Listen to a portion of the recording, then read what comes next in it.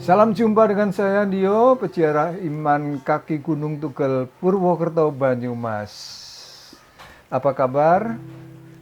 Semoga di antara yang sedang bersedih, mengalami kepedihan, kehilangan, kehancuran karena gempa, masih ada setitik harapan, masih ada semangat untuk berbenah diri meskipun tidak mudah. Tetapi semoga kita dikuatkan dengan kesabaran, dengan orang-orang baik yang ikut ambil bagian di dalam kegalauan ini. Saudara-saudara yang berkehendak baik, kita lanjutkan perjalanan ziarah kita menikmati kitab Amsal. Apa yang mau kita sampaikan saat ini?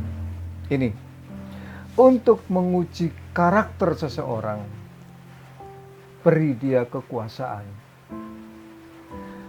Dari situ akan kelihatan isinya, siapa dia sejatinya dan bagaimana dia sesungguhnya.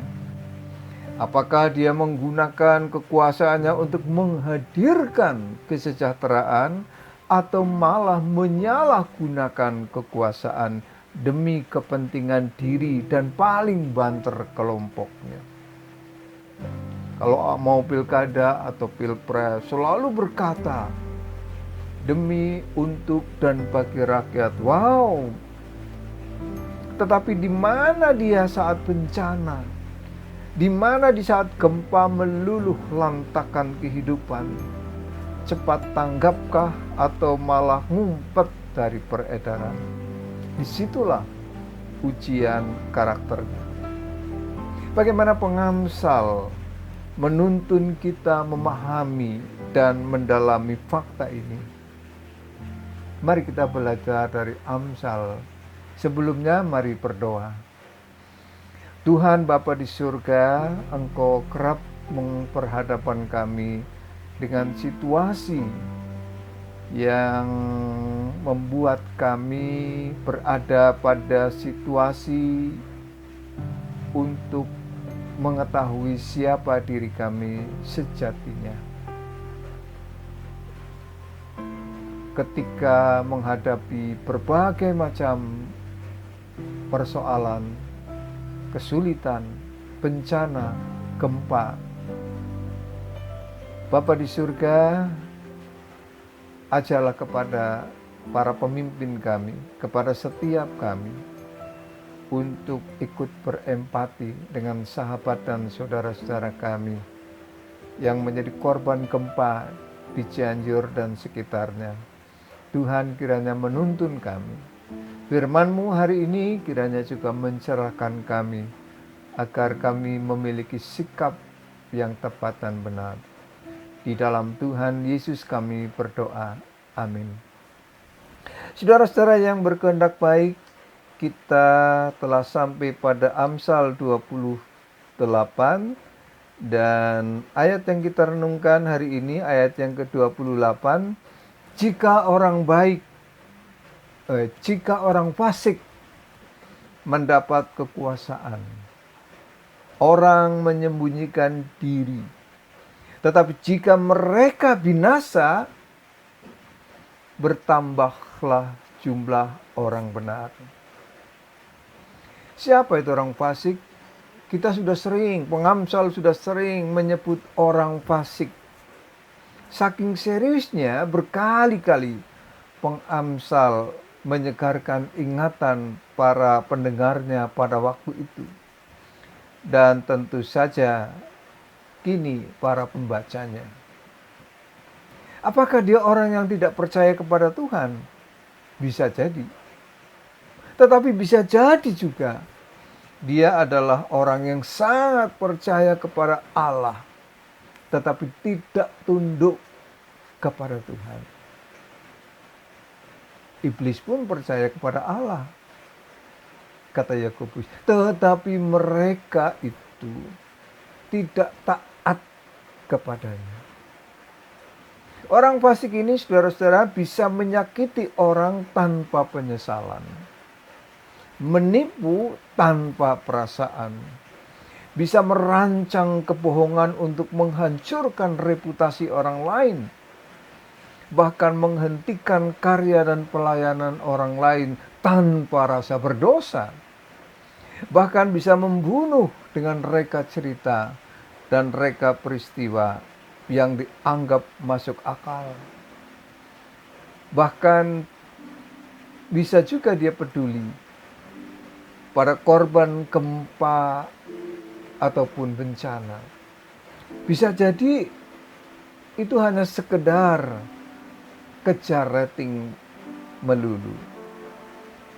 Nah, saudara-saudara sekalian, bahaya orang-orang semacam ini kalau dia diberi kepercayaan atau kekuasaan, kata pengamsal.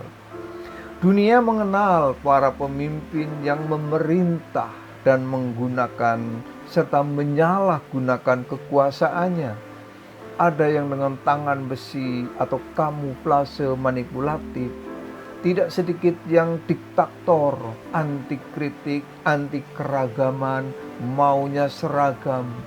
Berbeda artinya siap dibantai. Pendekatannya bukan partisipasi, tetapi kekuasaan. Manajemennya tertutup. Semua masalah maunya diselesaikan oleh kekuasaan secara sepihak dan tidak mengajak pihak lain. Alasan tinggal dicari. Yang penting kepentingan terjaga, kekuasaan tidak tersentuh. Nah, celakanya saudara-saudara, ini bisa terjadi dalam lingkup yang lebih kecil, gereja, bahkan bisa lagi dilokalisir di dalam rumah tangga, di dalam toko usaha kita. Semua mereka itu tidak takut kepada Allah, tidak takut hukum meskipun tahu hukum. Bahkan dialah hukum. Abang ijonya hukum adalah dia. Yang menentukan benar salahnya adalah dia. Yang tidak boleh dibantah. Akibatnya apa saudara-saudara? Yaitu kesewenang-wenangan merajalela. Program pun hanya sejauh melayani kepentingannya sendiri. Ada sebagai wadah legitimasi kemauannya sendiri, seolah-olah legitimit, padahal otoriter, sekedar pencitraan. Apa dampaknya? Bahaya-bahaya yang ditimbulkan oleh kekuasaan fasik semacam ini.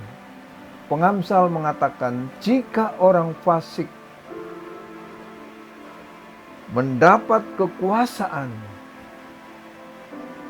orang menyembunyikan diri.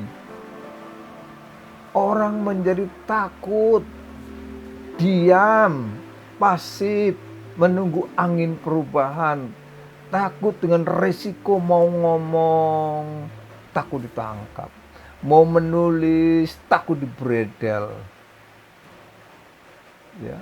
Punya nyali tapi harus siap dengan risiko yang lebih besar. Rusak kan saudara-saudara kalau begitu.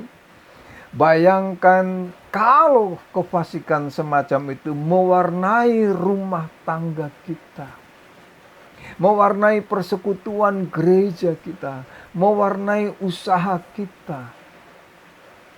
Gereja bisa suam-suam kuku. Wah, sudahlah, biarin dia saja yang memerintah.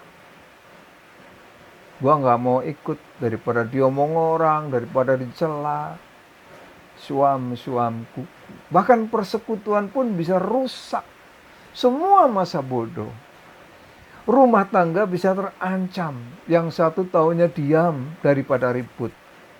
Usaha pun tidak akan berkembang. Takutlah. Ini salah, itu salah. Semuanya jadi stagnan, jumut, boring, kayak kata anak muda. Padahal saudara-saudara sangat-sangat mungkin sebenarnya banyak ide-ide segar, gagasan-gagasan anyar yang bisa dikembangkan kalau cukup membuka diri, kalau cukup membuka telinga, dan membuka hati kita. Tetapi orang hanya menunggu waktu yang tepat dan kesempatan yang pas. Sayangnya kalau waktu yang tepat dan kesempatan itu lama. Menurut pengamsal, jika mereka binasa, yaitu orang-orang fasik ini, bertambahlah jumlah orang benar.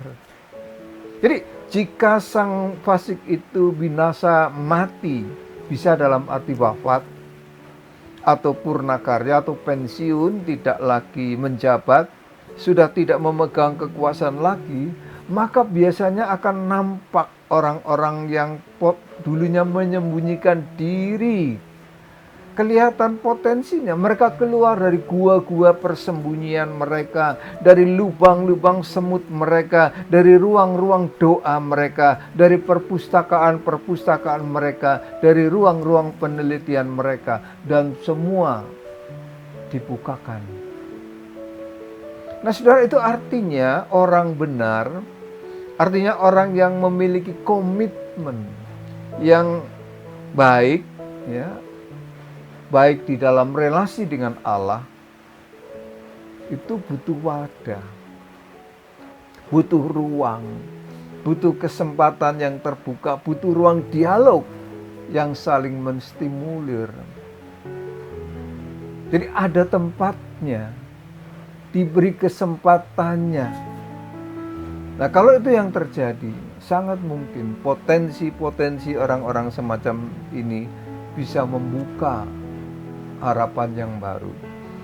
Kita tentu tidak suka berantem, tidak ingin konflik dengan siapapun, atas nama apapun, kita pasti tidak suka. Tetapi saya yakin kalau ada yang lebih besar kepentingannya untuk diperjuangkan, kita pasti memilih jadi orang benar, yang bertindak benar dan tepat, meskipun kadang-kadang kemerdekaan harus diraih melalui peperangan. Tetapi demi sesuatu yang lebih besar, konflik pun menjadi media untuk mencapai kemerdekaan. Sampai di sini perjumpaan kita dalam ziarah kali ini. Kita ketemu pada ziarah kita berikutnya. Tuhan memberkati kita semua. Amin.